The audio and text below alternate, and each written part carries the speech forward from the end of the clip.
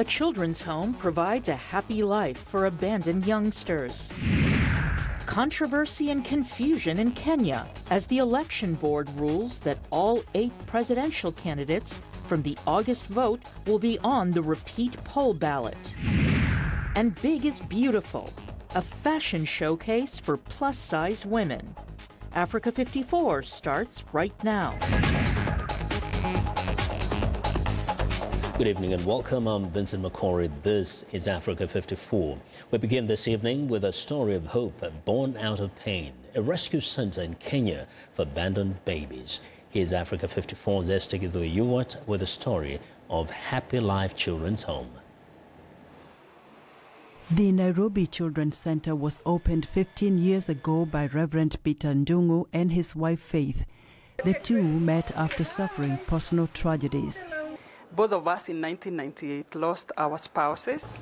He lost his wife 3 months after I lost my husband in the U.S. Embassy bombing of 1998. We realized that God had given us a second chance with a purpose for us to change the world and to do something. Initially, Faith wanted to care for only 5 babies, but her husband had a different idea. The 5 turned to 10 to 100 to more than 450, 15 years later. Reverend Ndungu explains how the abandoned babies are rescued. They are left on the streets, in hospitals. We have rescued children from Petra trains, from the garbage, from the forest. We've had children, some of their limbs eaten away by animals. This room hosts babies 6 months to a year before they are taken to the toddler's room. Sarah Kimani is the home's administrator. Israel is almost his 11 months. We rescued him from a railway track.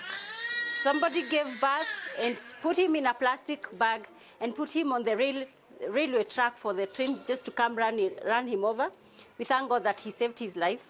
As we continue talking to people, somebody will bring a feeding bottle or somebody will bring formula. And that is the story of Happy Life.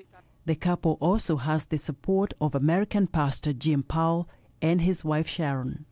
Our main job for Happy Life is to visit churches, to get partners, to raise funds. The rescue center has also expanded its services. I'm able to actually run the school, and now we are going to start the Jessica Medical Center, again to be able to give our children the medical care they need, but also children from the community. Give me one of the stories probably most touching that you can probably never forget. Now, Gideon was born by a 14-year-old girl, and she gave him up. The cardiologist who did the scan had to call his counterpart because there was no hole in his heart anymore. Now walk us through that adoption. This is open to Kenyans only, or is the adoption open to people from other countries? Yeah. Adoption used to be open to even the international people. Until 2014, there was a lot of stigma in Kenya about adopting. People would say, you bought a child. Over the years, Kenyans have actually come around. This year alone, 2017, we have had 18 adoptions. Reverend Ndungu tells of a happy ending to twins adopted before the ban took effect. We took in 2 boys that are twins, and they were thrown away in a plastic bag on the streets. After about a year, they were adopted in the U.S., and they live in the U.S. Baby Grace was dragged by her ear from the forest by a dog to the roadside where she was rescued. As we were filming, the adoptive mom brought her for a visit. Many Kenyans are coming and saying, I want these children to grow up in my home. Once they complete the whole process, which should take around 6 months, and now have their birth certificate, the child is theirs. Local and foreign volunteers come to feed the babies, change their diapers, and do laundry. Reverend Ndungu says everyone can help make the world a better place. You may not change the whole world, but you can change the whole world for one child, because every life matters. Well, Africa 54's Esther Githui-Yuwat now joins me in studio to tell us more about her visit to the Happy Life Children's Home. Esther, it's a happy place, but actually there's a lot of pain that lies beneath that, veneer of happiness. How was it that you could even handle this? Let me tell you, I tried to even do a stand-up. I did it 3 times. I couldn't hold it. As a mother, it touched me a lot to hear some of the stories that we can't even tell on air, because some of them are from teenagers, some are raped, even by family members. So they don't want the shame to have those kids at home. But, so it's all several reasons why there's poverty. There's poverty. But also... Of course, and then, of course, they're teenagers. They didn't plan these pregnancies, and so they end up having babies, and they don't know what to do with them.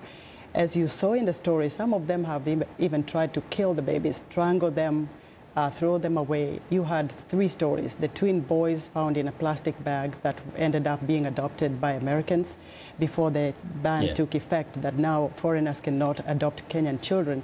And then there was the story of that little girl, Grace, whose mom came to visit. Apparently, when we were filming, we were so happy to see her. She doesn't have an earlobe because a dog found this girl in the forest and realized the baby was alive and pulled her by the ear to the roadside, where people rescued this baby and took her to this children's home. And many times over the years, when a baby is found, many times people are condemning whoever threw that baby there.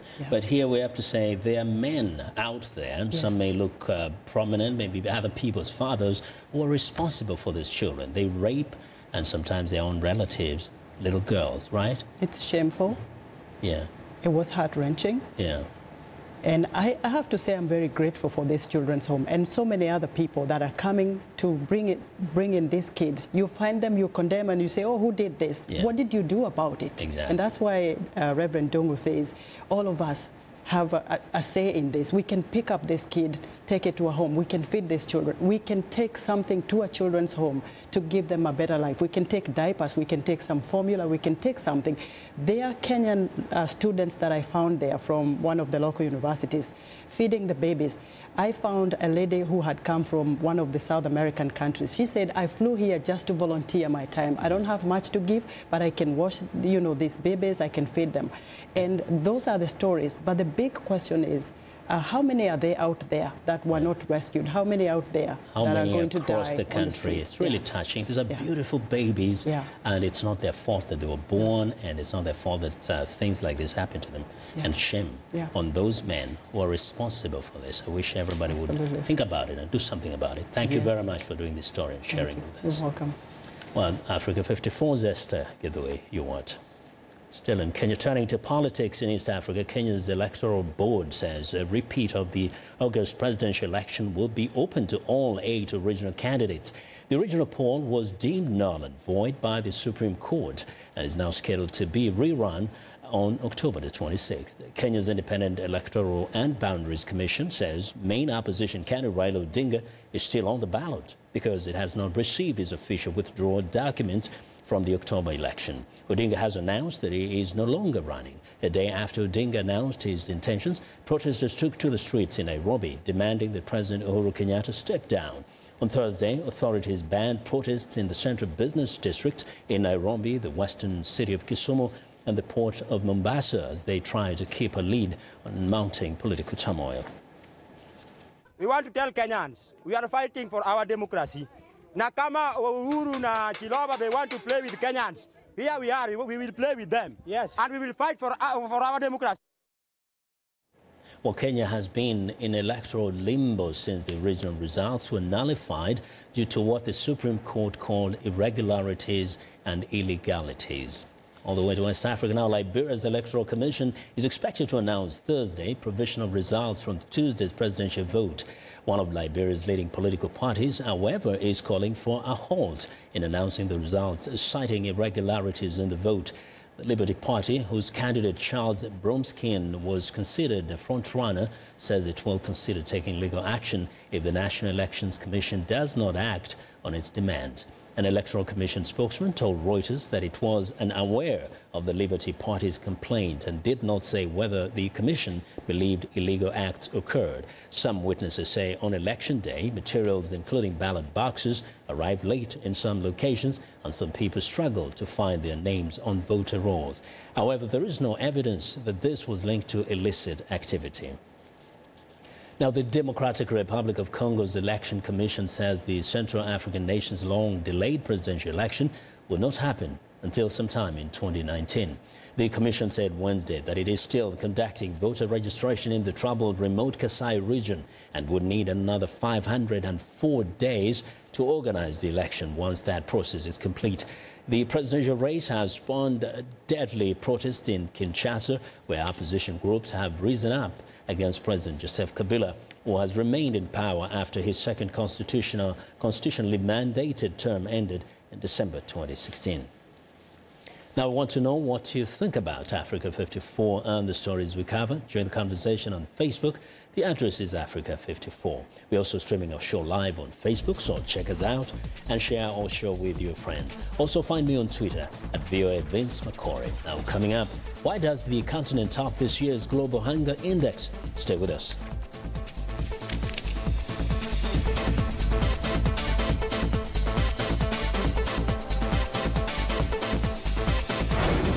This is BizBeat. In the backyard of Beat Spotzel is an old shipping container, but inside, an entire ready-to-go beer production line. It's called the Smart Brewery Container. Pavel Pazoval is the manufacturer and says the whole world is already flooded with mainstream large industrial brewers. He says we wanted to go against this, not home-brewed beer, but with beer people can brew themselves, which is unfiltered, unpasteurized, fresh beer. The containers can be delivered anywhere in the world. They're easy to operate and cost about $100,000 and includes a 5-week training program by a brewmaster and all the ingredients to get you started. And that's why Vít Spotzel and his brother bought one. He says this is the easiest and most affordable solution that people can get. The Smart Brewery can produce 525 hectoliters of beer each year in a country that already makes some 20 million hectoliters of beer annually. For VOA's BizBeat, I'm Philip Alexio.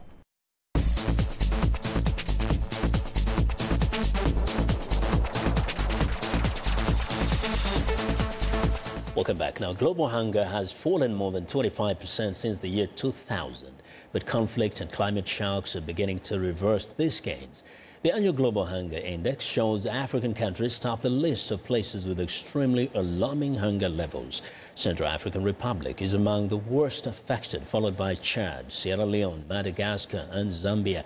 The United Nations says global hunger levels have risen for the first time in more than a decade, now affecting 815 million people. Experts fear long-term obstacles like climate shocks and conflict are threatening efforts to reach zero hunger. Well, for more on this, we're joined by Rob Voss. He is a senior researcher at the International Food Policy Research Institute. Welcome to Africa 54, Rob. Now, first, let's talk about what really surprised you about this year's hunger index as far as African countries are concerned. Maybe 3 points. The first is the good news, actually, that we have seen significant reductions in hunger, child malnutrition, and child mortality. Actually, so that the index we have has been reduced by more than 1/4 since the year 2000. So that's the good news. Not so good news is, as you mentioned, is that we see in 44 countries that the situation of hunger is still very serious. In 7 countries, it's we call it alarming, and in 1 country, it's extremely alarming, which is the Central African Republic.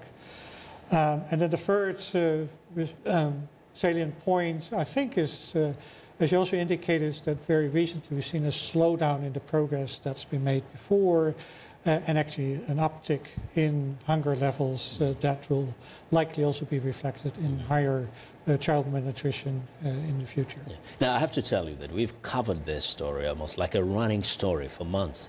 And one wonders, you know, when you make your observations, first we know that some of these are a result of natural disasters, man-made disasters.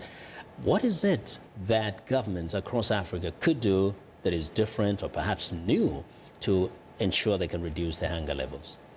Well, for that, I think we should look at the countries that have done very well. A country like Senegal has reduced on the hunger index by 50% over the past 17 years. Ethiopia almost close to 50%, a bit less than that. I think what they have in common, those countries, is that they've been very successful in providing agriculture support to strengthen agriculture production and distribution systems, and also been made very clear how to reach the poor through social protection programs to improve access to food. So, for instance, in Ethiopia, their program on social protection, which is linked to agriculture support programs, has been very effective in a context also affected by a situation of conflict and natural disasters, but yet they have been able to reduce hunger quite significantly. And we know that there are still more countries that need to do that. Africa has over 50 countries, but many times the continent appears or wants to appear to be as a kind of a united continent. Do you see any sharing of best practices as much as possible so that one country can learn from what has happened, say, in Senegal or elsewhere? Or is every country just trying to figure out? A bit of both, but there's a lot of learning going on. Also within the African Union, there's attempts to come with common programs and through that have this learning experience and try to identify what will be the best measures in each context. But yet we also see in practice that a lot of governments are not following through on that and actually pick things up in ways that provide a very consistent, and that's what you need, a consistent approach to supporting agriculture and providing the poor with better access to means in order to buy enough food. And the irony is that most of the African countries actually are dependent on agriculture. So it's not is it about just consistency or prioritizing and realizing that the economy, the society, in fact, depends on agriculture? Yeah, but it's for a long time, many countries have put their bets on industries, on non-agricultural sectors, and try to promote those, which is also important for the broader development. But if you do it without and leaving the agricultural sector behind, then we get these failures that we've seen, and that's still the large problems we see in widespread hunger and poverty around the continent. So what we need is more consistent approaches that look in an integral fashion at both agricultural and non-agricultural economic development, as well as promoting rural areas, rural livelihoods, as supporting benign urban development with lots of employment and income opportunities. Yeah, hopefully coming up with some great ideas on how to cope with these areas where perhaps they never see much rain anyway. But thank you very much for sharing this with us. Thank you for having me. We hope we'll have a better report next year. We hope so. Appreciate that. Well, Rob Vos is a senior researcher at the International Food Policy Research Institute.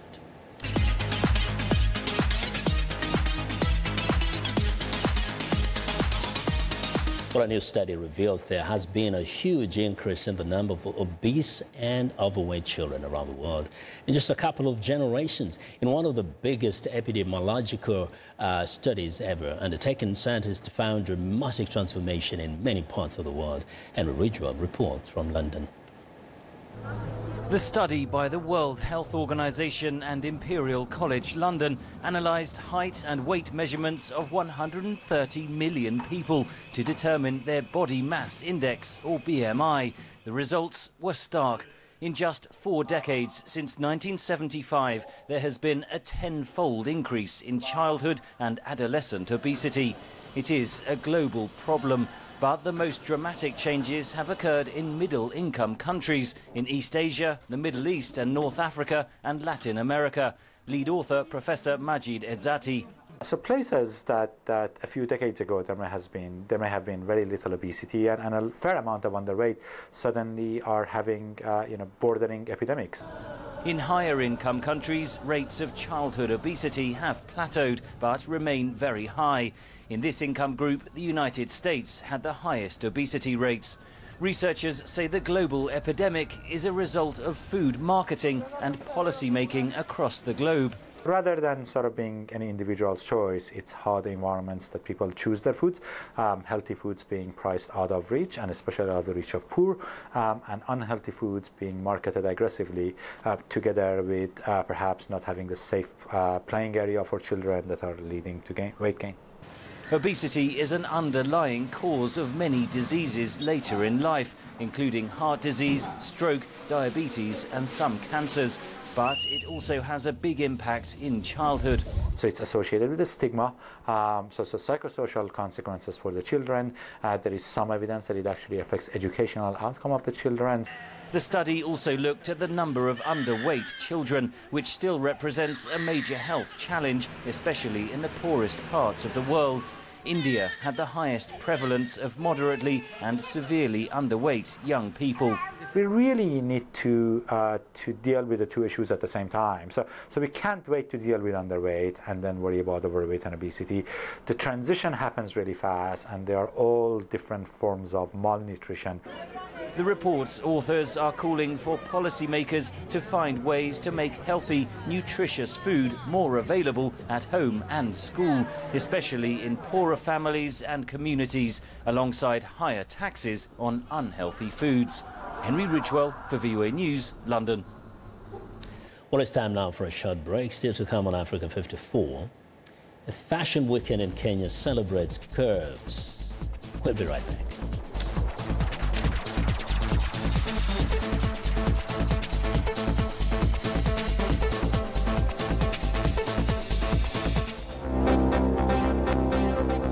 If you've just joined us, I'm Mariama Diallo, and here is a quick recap of today's headlines. The Kenyan government bans protests in the centers of Nairobi and 2 other major cities, citing lawlessness and violence in demonstrations against the Electoral Commission. Another Electoral Commission, this time in the Democratic Republic of Congo, says that the next presidential election will not happen until early 2019. In South Africa, the Supreme Court of Appeal says it will issue a verdict Friday regarding corruption case against President Jacob Zuma. In Liberia, political parties express concern about obstacles at polling stations, which are causing results to be delayed. That's all for today. Thanks for watching. We'll see you next time.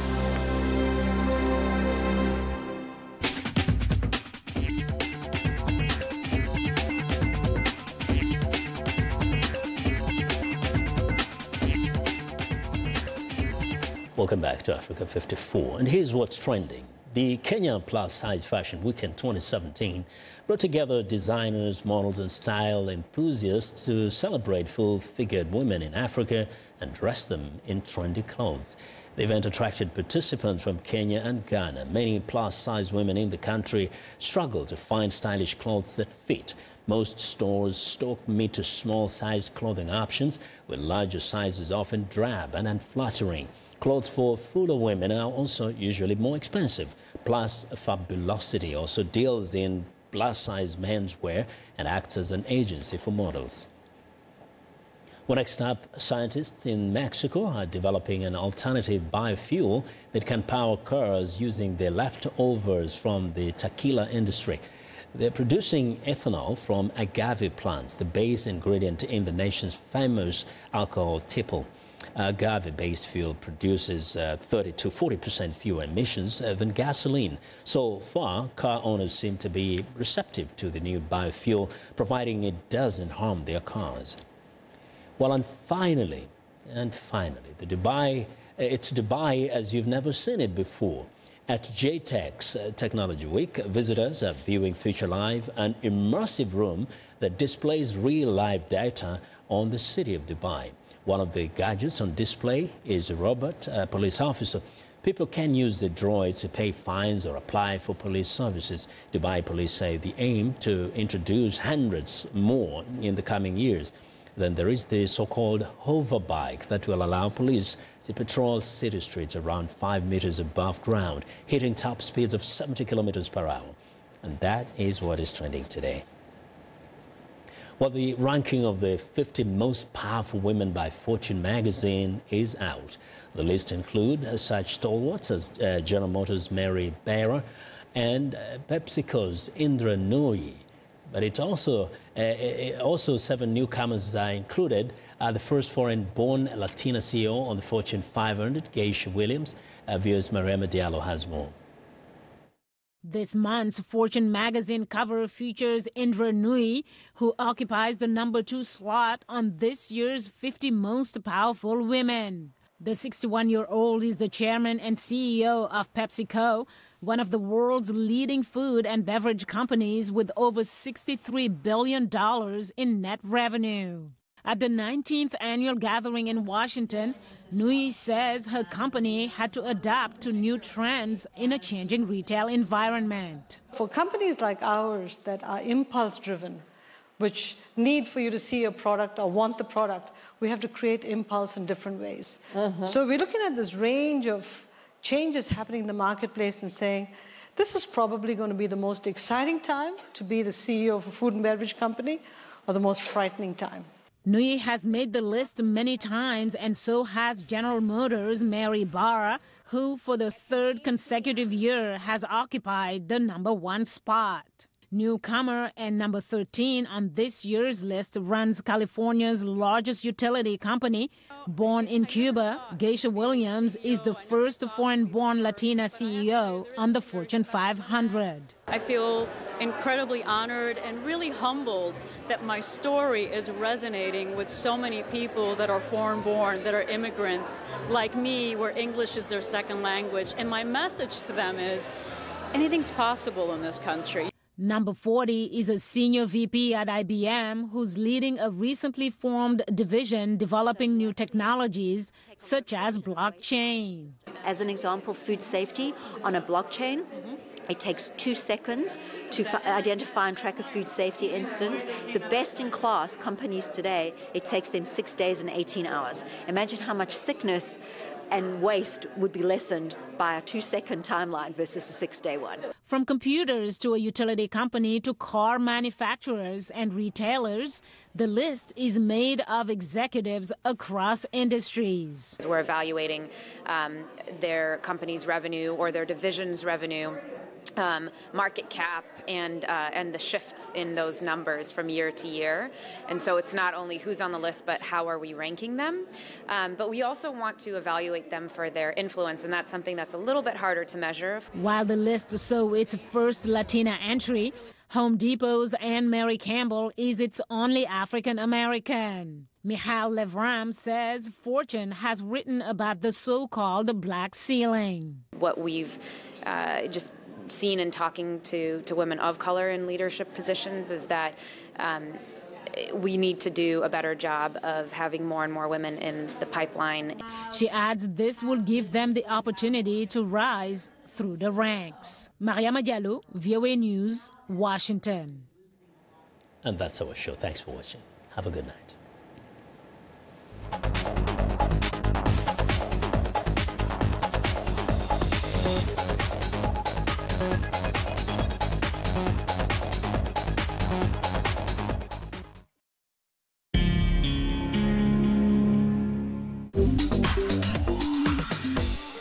Welcome to English in a Minute. Most people enjoy listening to music. But is this expression actually about songs and tunes? Music to my ears. Jonathan, I cannot believe we have to work over the weekend. Did you not hear the news? The meeting for the project got canceled. No work this weekend after all. Awesome! That is music to